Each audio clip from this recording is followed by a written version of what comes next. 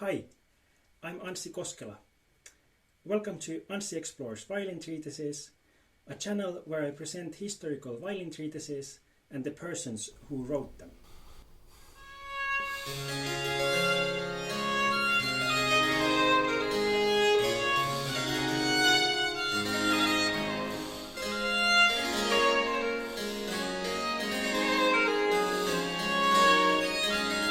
Two. Plectrum. The use of the bow. French bow grip. According to Muffat, most German violinists and viola players at the end of the 17th century were also using the French bow grip. Pressing the thumb against the hair and laying the other fingers on the back of the bow.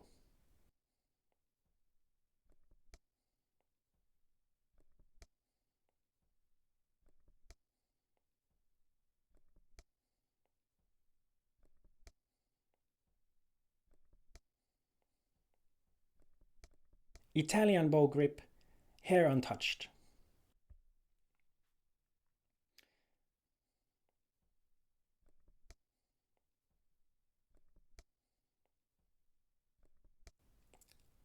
Bowings.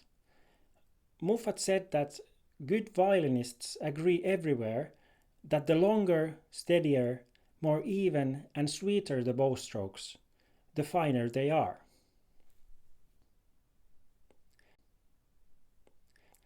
Lullists all bow the most important notes of the musical measure the same way, especially those which begin the measure, those which end a cadence, and those that mark the movement of the dance the most.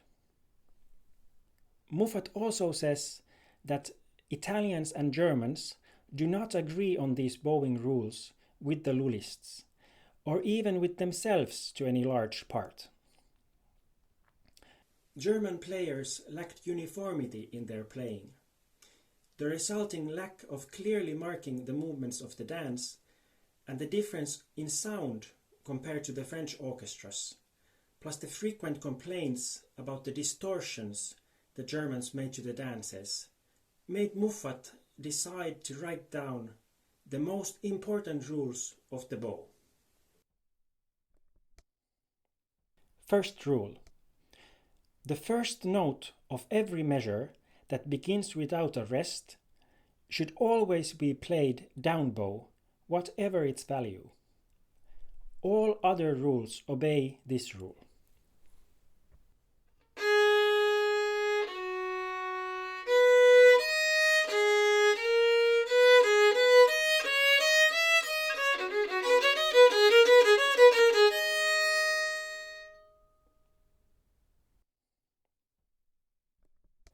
About dividing equal valued notes. Rule number 2. Divide equal notes, which means beats and smaller values, to odds and evens. Odds are down bow, evens up bow.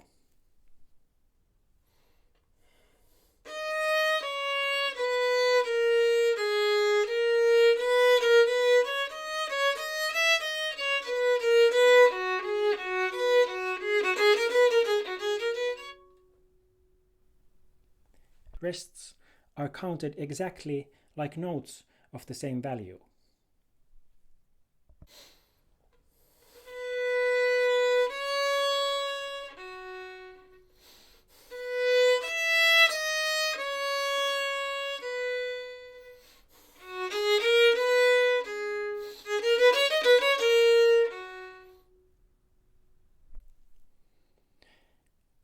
Third rule. In slower triple time, bow the measure down, up, down.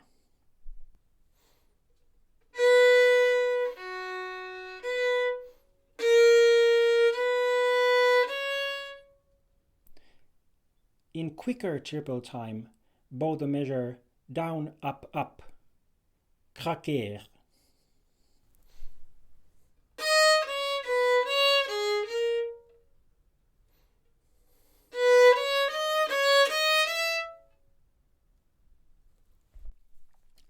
Fourth rule.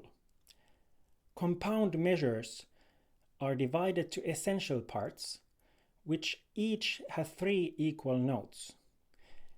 Play the essential part down, up, up.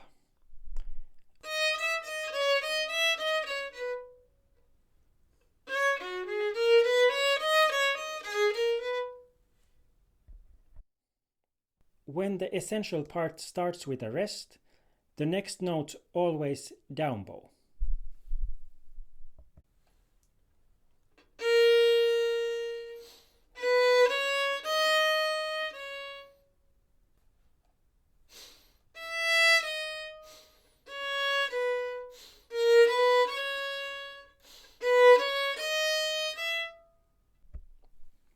Fifth rule. Notes in succession lasting a whole measure are played with down bows.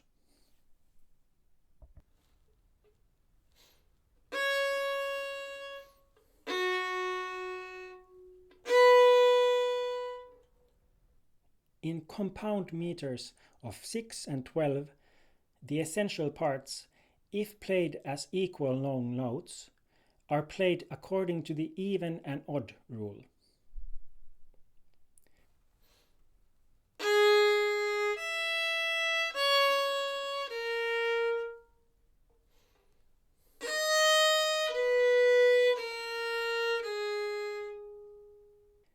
In 9, they are played down, up, down.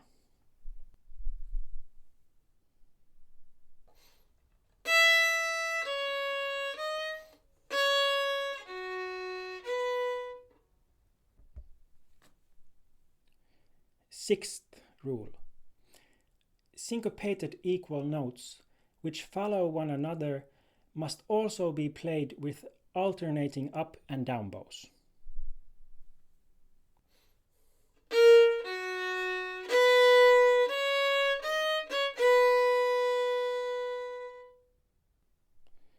The rules above apply to equal notes.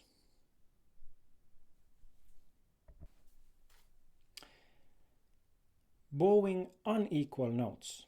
Rule number 7. First small note, which follow a longer one, is considered odd numbered. If the longer one was up bow, good, you don't have to do anything.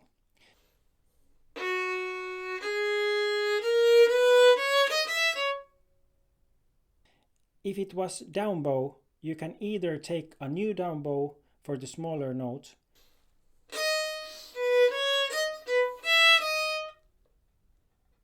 or play the 2 first small notes up bow, craquet.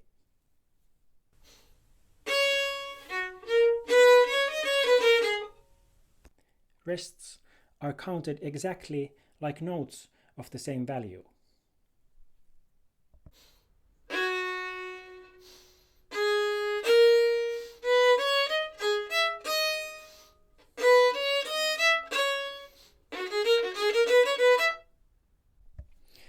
Rule number 8. In compound time, when the first note of an essential part is dotted, it is generally played down bow.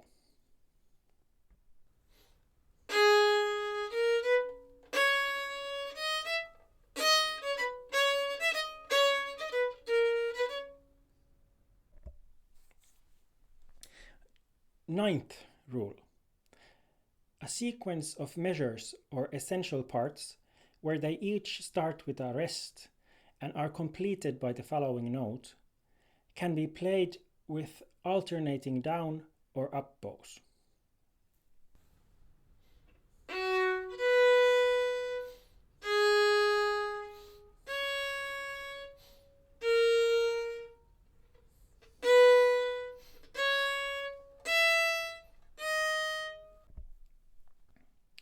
Tenth rule.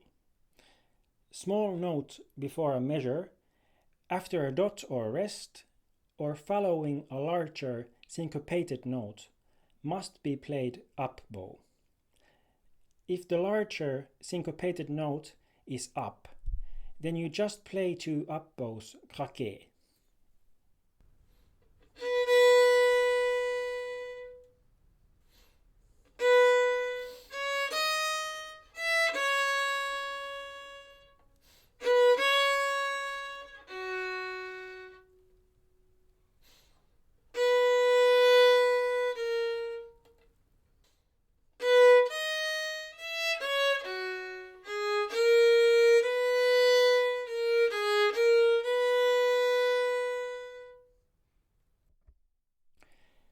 Exceptions to the rules due to speed.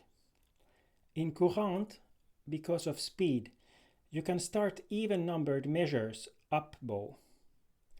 Odd-numbered have to be always down bow.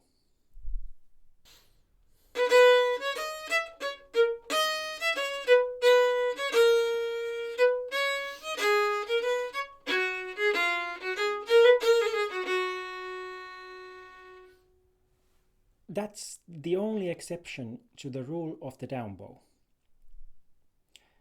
Due to speed in gigue, canari and similar pieces and bourrée and similar pieces, the other rules have often to be disobeyed, but the rule of the down bow is always observed.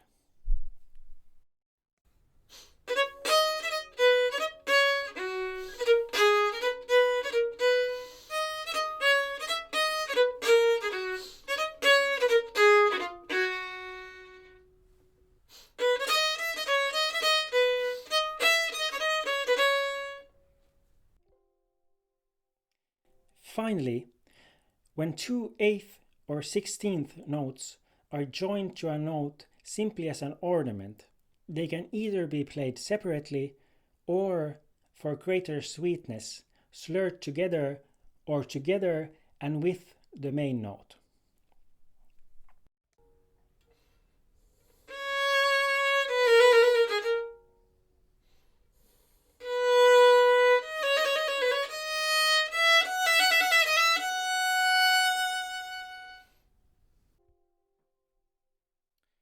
What to avoid? Avoid playing the first note of the bar up bow. According to Muffat, this often happens among the Italians and the Germans in triple time, especially if the first note is shorter than those following.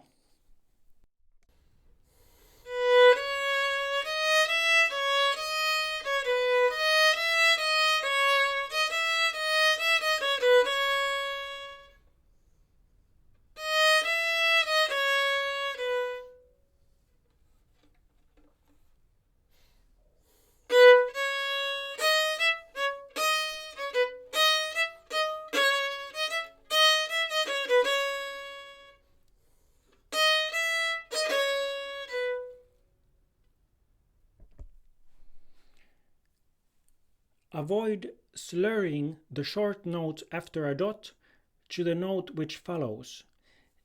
This would be repugnant to the liveliness of the Lullian style.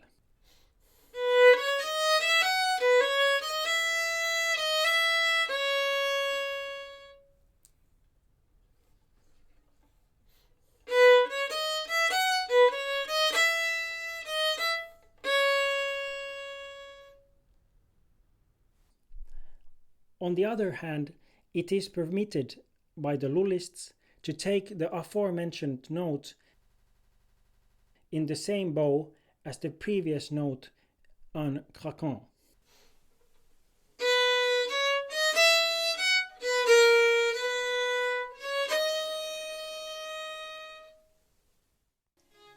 These are the most important rules of bowing among the Lullists. In the next video I will present French ornamentation according to Muffat.